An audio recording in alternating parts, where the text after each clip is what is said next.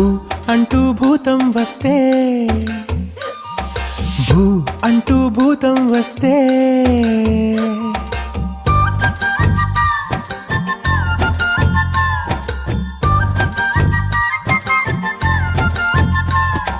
భూ అంటూ భూతం వస్తే ఆగకే అమ్మాడి, చూ మంత్రం వేసి దాంతో బొమ్మలాటలాడాలి. భూ అంటూ భూతం వస్తే ఆగకే అమ్మాడి, చూ మంత్రం వేసి దాంతో బొమ్మలాటలాడాలి.